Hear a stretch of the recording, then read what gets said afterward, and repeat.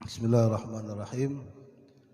Assalamualaikum warahmatullahi taala wabarakatuh. Bismillah walhamdulillah wassalatu wassalamu ala Rasulillah Sayyidina wa maulana Muhammad ibni Abdillah wa ala alihi wa sahbihi wa mawalah wa la hawla wa la quwata illa billah, amma ba'd. Hadirin dan hadirah rahimakumullah, mengucapkan minal a'idin wal fa'idin kullu am wa antum bikhair. Mudah-mudahan amal ibadah kita diterima Allah, Ramadan kita diterima Allah, bermanfaat dan barakah, sehingga menjadikan setelah kita tinggalkan Ramadan ini tidak meninggalkan amaliyah kita sebagaimana yang kita amalkan di bulan Ramadan.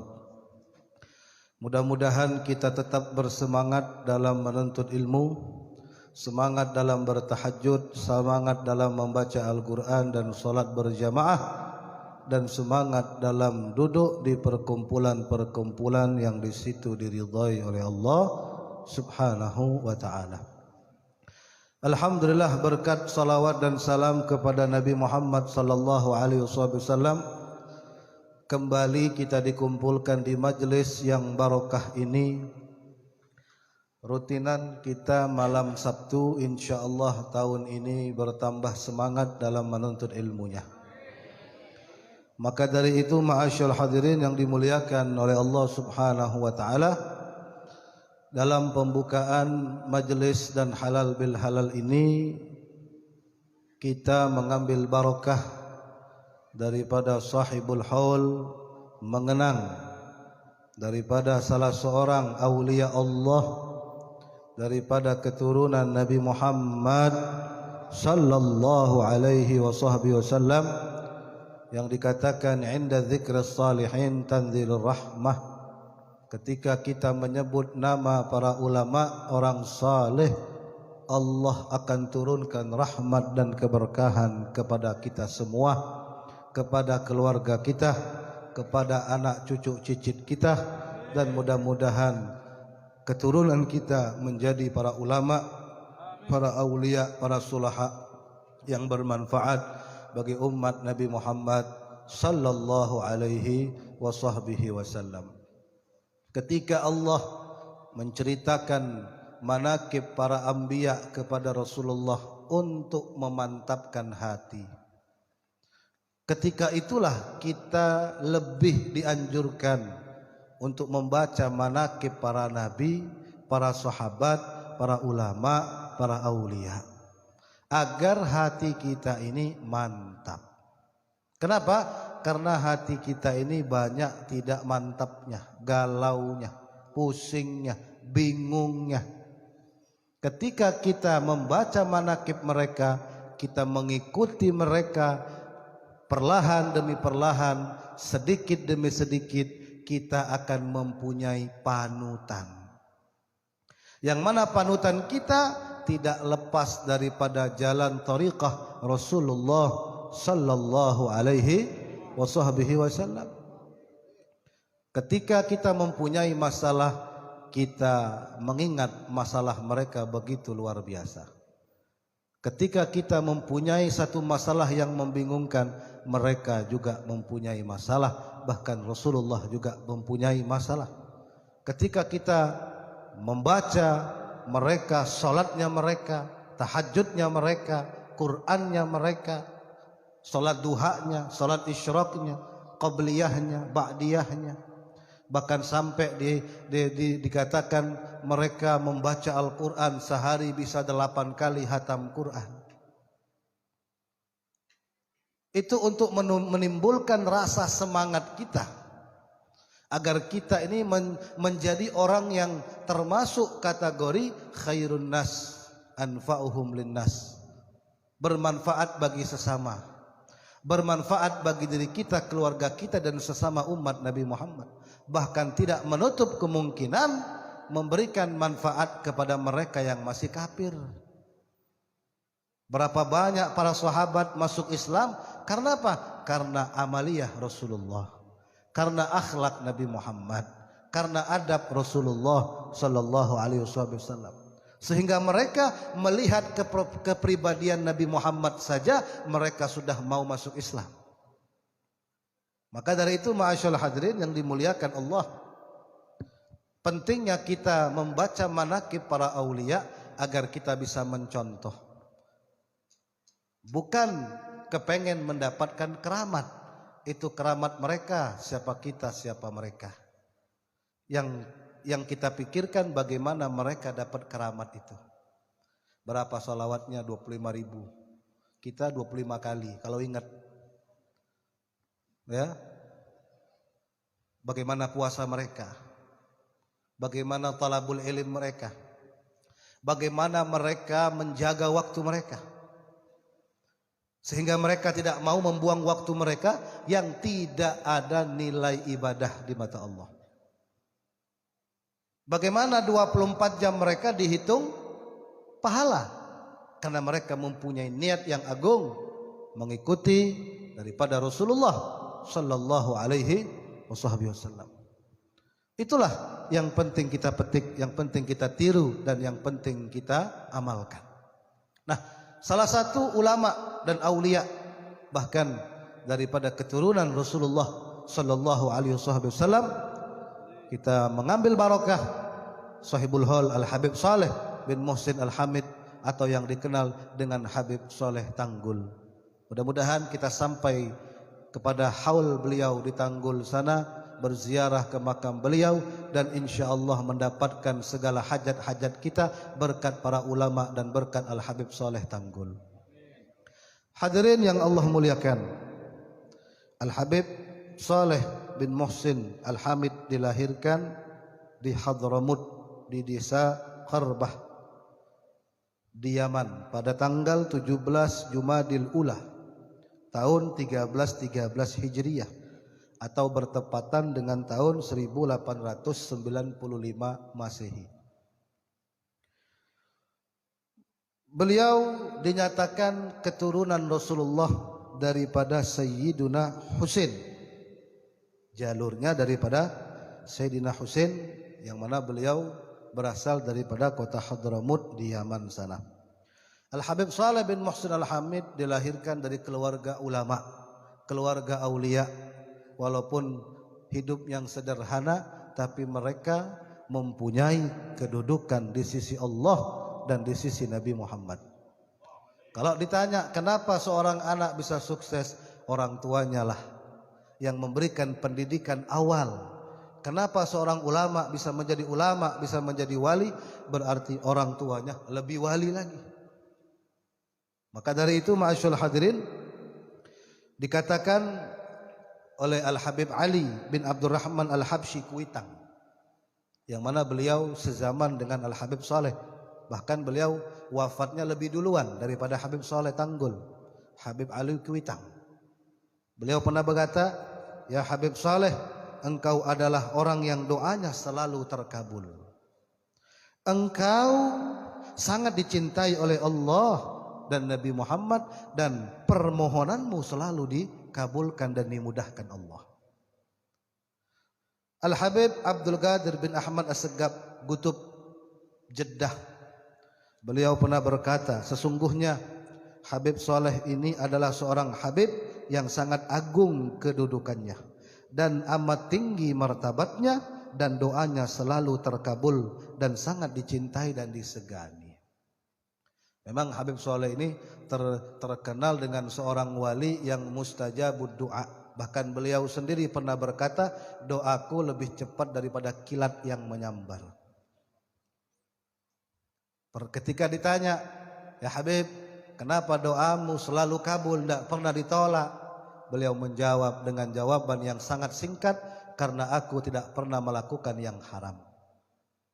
Kenapa doamu selalu kabul? Karena aku tidak pernah melanggar perintah Allah, tidak pernah menyakiti Rasulullah sallallahu alaihi wasallam.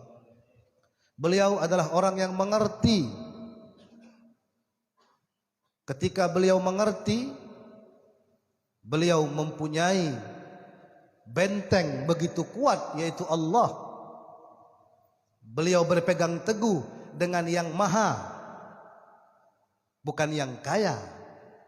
Kalau kita berpegang teguh dengan yang kaya, bakal bangkrut. Tapi kalau yang maha kaya, tidak akan bangkrut. Beliau berpegang teguh dengan zat yang maha penguasa.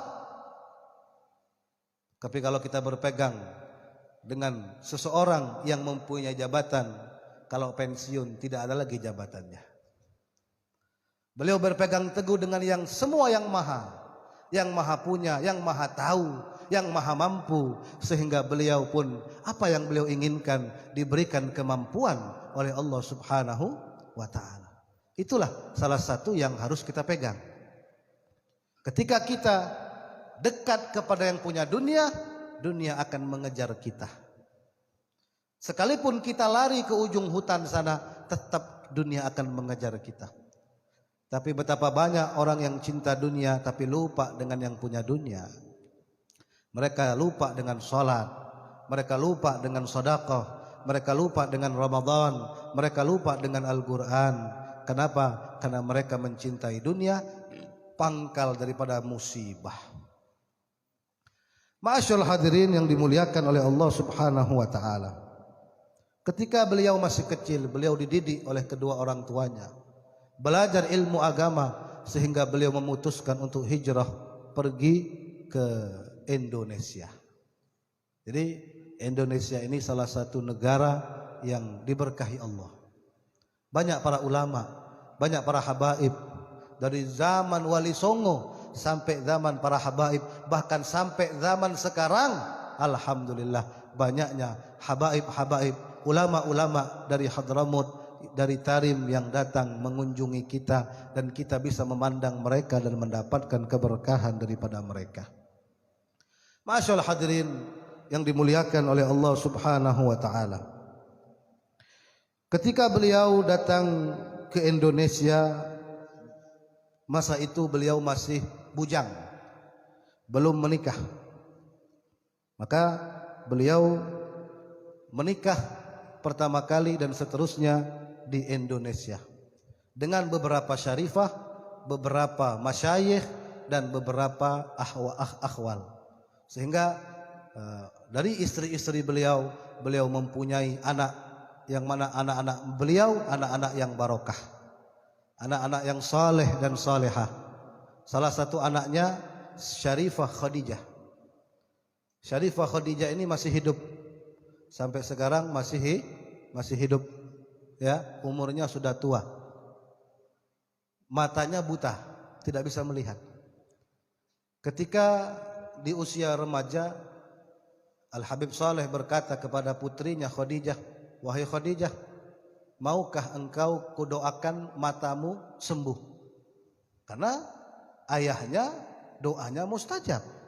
Orang lain aja yang pincang jadi tegak, yang tadinya mau mati jadi tidak mati, yang buta nggak buta, yang yang lumpuh berjalan, yang susah melahirkan. Bahkan beliau pernah menepuk punggung seorang anak yang nggak punya lobang untuk buang air. Ada, hanya satu kali tepukan tangan beliau, belum berdoa, apalagi untuk anak beliau. Tapi beliau mendapatkan tawaran, sebagaimana di zaman Rasulullah kedatangan putrinya Sayyidatuna Fatimah yang meminta seorang pembantu untuk membantu beliau di rumah. Kenapa? Karena tangan putri Rasulullah berdarah, menjadi kasar, luka. Kenapa? Karena seringnya menggiling gandum dengan batu yang begitu berat, yang begitu kasar. Wahai ayahku, adakah tawanan yang bisa kujadikan pembantu untuk menggiling gandum di rumahku? Kalau Nabi Muhammad sayang dengan anaknya langsung diberikan, tapi Rasul lebih sayang lagi dengan putrinya dengan menawarkan, "Kau maukah engkau kuberikan yang lebih baik daripada pembantu?" Karena Siti Fatimah lebih cerdas, beliau memilih yang lebih baik daripada pembantu. Apa itu? Bacalah Al-Baqiyatus Salihah. Subhanallah walhamdulillah wala ilaha illallah wallahu akbar. Lebih baik daripada pembantu. Seorang sahabat yang bernama Imran bin Husain. Imran bin Husain ini salah satu sahabat yang mustajab doanya. Sama Habib Soleh Tanggul ini, nggak pernah ditolak seperti kilat. Namanya Imran bin Husain. Angkat tangan, kabul. Siapapun yang meminta doa, kabul. Kenapa? Karena Rasulullah langsung berkata kepada para sahabat, sesungguhnya sahabatku Imran bin Husain doanya mustajab di sisi Allah. Beliau terkena penyakit beser. Bukan beser. Apa itu yang turun daging itu, berok atau penyakit ambeien. Sering keluar darah. Maka beliau suatu hari mengeluh kepada Rasulullah. Ya Rasulullah, doakan aku ya Rasulullah, agar penyakit ambeienku ini Allah sembuhkan. Maka didoakan sama Nabi. Kalau Rasulullah tidak perlu ragu lagi, lebih mustajab lagi. Terlintasan hati Rasulullah aja kabul, apalagi doanya. Ketika Nabi berdoa, ya Allah sembuhkan ambeien Imran bin Husain, sembuh. Sembuh total. Sehingga beliau sholat semakin enak, bergerak semakin enak. Tetapi Imran bin Husain dipanggil oleh Rasulullah. Kata Rasulullah, ya Imran, sesungguhnya di saat kau sakit ambeien banyak malaikat yang menyalamimu, banyak malaikat yang menaungimu, banyak malaikat yang mendoakanmu. Tapi ketika kau sudah sembuh, tidak ada lagi malaikat yang menyalamimu. Menangis Imran bin Husain. Bagaimana bisa kembali malaikat itu menyalamiku ya Rasulullah? Kalau kau ambeien lagi, kata Rasulullah. Kalau begitu ya Rasulullah, doakan aku ambeien lagi. Didoakan Nabi, ambeien lagi, sehingga malaikat pun menyalami kembali. Begitu juga sama Habib Soleh Tanggul. Dia berkata sama putrinya Khadijah, maukah engkau kudoakan matamu sembuh, tapi doamu kurang mustajab. Tapi ketika kau memilih matamu buta, doamu mustajab seperti kilat. Anak yang cerdas, anak yang pintar berkata, biarkan kedua mataku buta, yang penting doaku mustajab. Maka dari itu ma'asyiral hadirin yang dimuliakan Allah, Al-Habib Saleh bin Muhsin Al-Hamid ini pernah dikatakan oleh seorang ulama, wali yang magomnya terakhir dikeluarkan oleh Allah. Kenapa? Karena kalau bahasa kitanya yang sangat jor-joran dengan keramat, terang-terangan kalau ngeluarin keramat itu. Bayangkan gelarnya aja Habib sejuta keramat. Ada wali itu yang mastur, yang nggak kelihatan.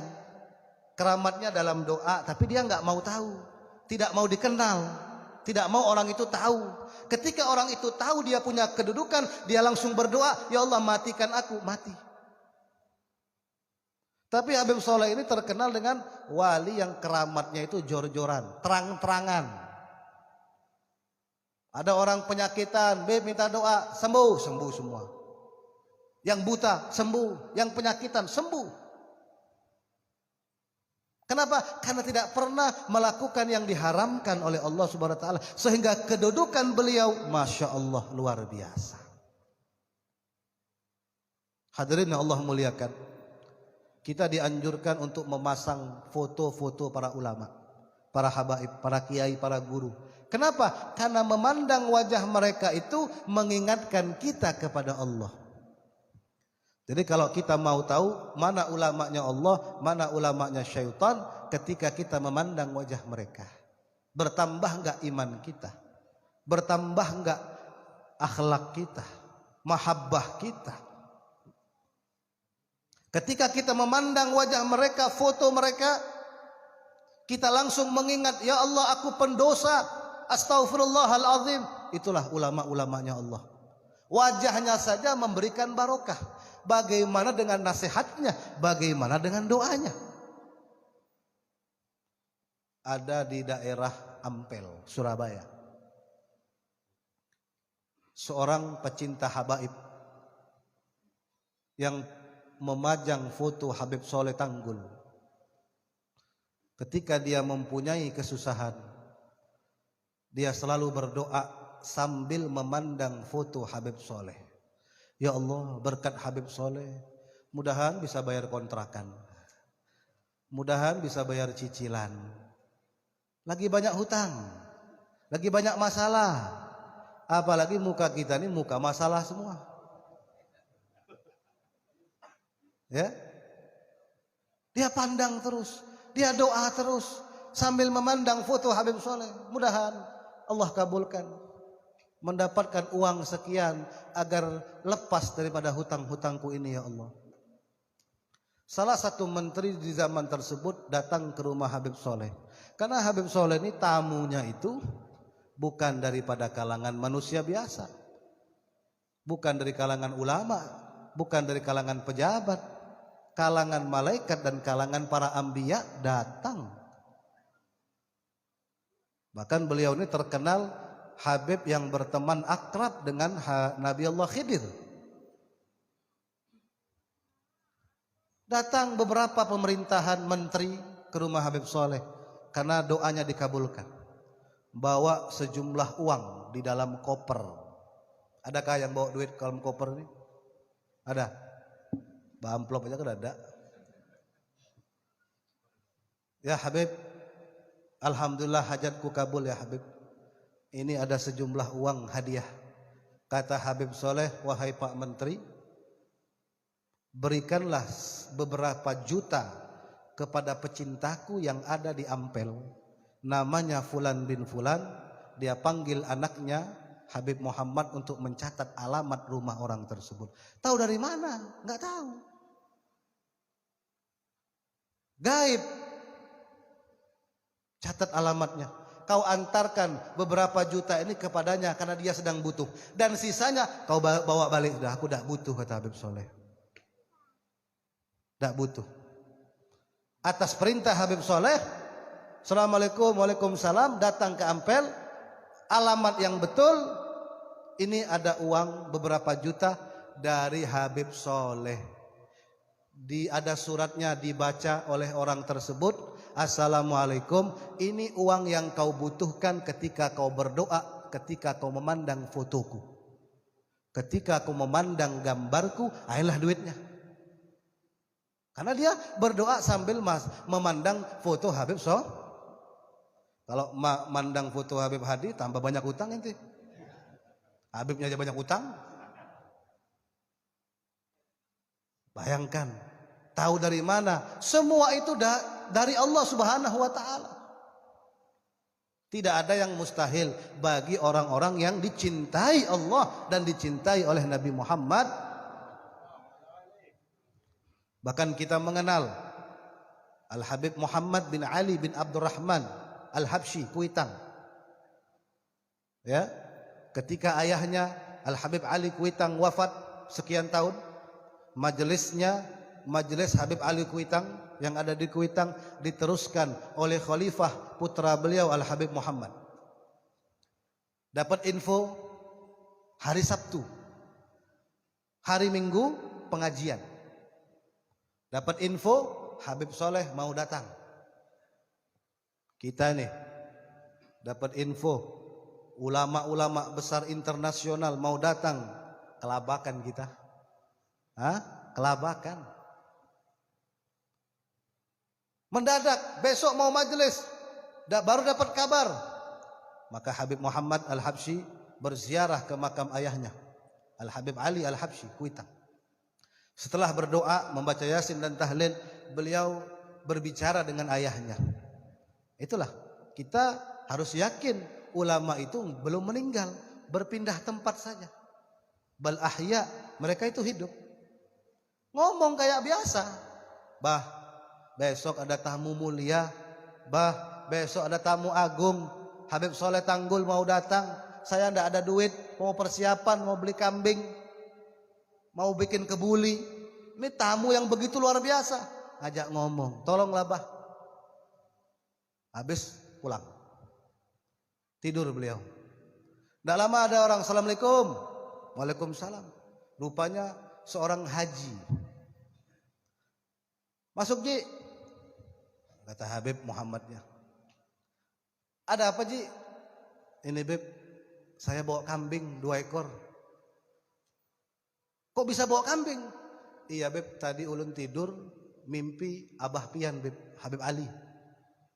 Kata Habib Ali kuitangnya, Ji, anak saya lagi kesusahan. Itu kambing ente di belakang rumah 2 ekor bawa ke majelis. Besok ada tamu Habib Soleh Tanggul. Ulun terbangun Beb, langsung bawa kambing ke rumah ini. Ya, besok nanti dimimpikan semua bawa sapi.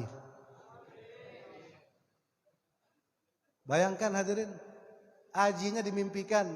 Haji dulu beda sama haji sekarang. Haji dulu mukhlis cintanya sama Habib. Haji sekarang dibungulinya kita. Bujurlah. Cintanya begitu luar biasa dengan wali. Datang. Disuruh ayahnya Habib Ali untuk bawa kambing. Alhamdulillah, Masya Allah.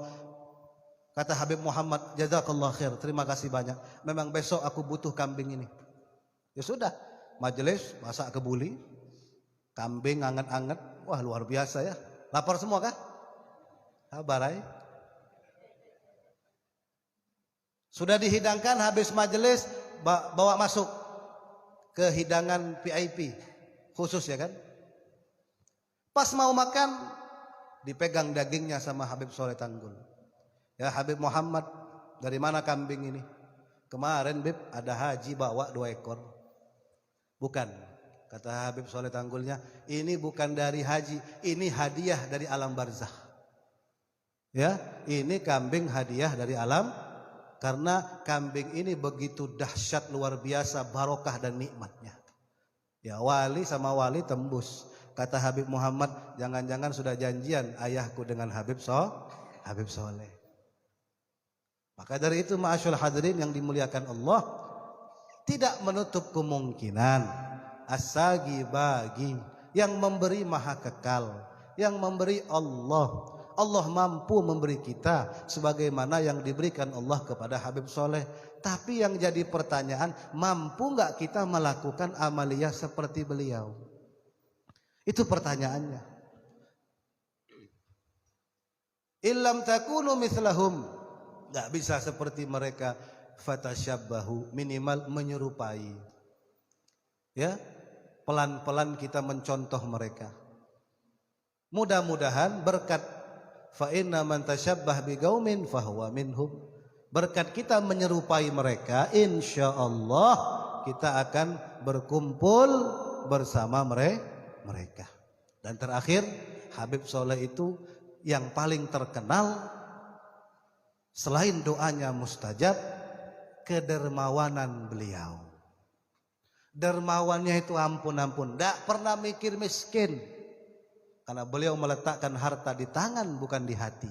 Kalau di hati mikir, kalau di tangan senang kita bagi-bagi. Siapapun yang datang, keperluan mereka sudah ketebak, sudah dibaca, sudah dikasyaf, dan uang itu seakan-akan beliau melempar daun. Berapa banyak orang yang terkaget-kaget di dalam hatinya butuh 500 dapat 10 juta. Kau gunakan. Kau bayar kontrakmu, kau bayar hutangmu, kau bayar pendidikan anakmu. Khususnya para syarifah, para janda, anak yatim. Itu yang lebih beliau perhatikan. Maka dari itu hadirin, contohlah mereka, karena mereka contoh Rasulullah. Rasulullah itu dikatakan ajwadu minar rihil mursalah, lebih dermawan daripada angin yang berhembus. Angin yang kita hirup setiap hari nggak pernah minta bayaran. Rasulullah lebih dermawan daripada angin yang berhembus. Semampu kita seikhlasnya kita. Yang penting kita berharap minta keberkahan daripada keberkahan orang-orang yang diberkahi oleh Allah Subhanahu wa ta'ala. Rabbi fanfa'na bi barakatihim wa hadinal husna bi hurmatihim wa amitna fi tariqatihim wa mu'afatin minal fitani ya Rabbi bihim wa bi alihim ajil bin nasri wa bil faraji wa sallallahu ala sayyidil mursalin walhamdulillahi rabbil alamin. Taqabbalallah.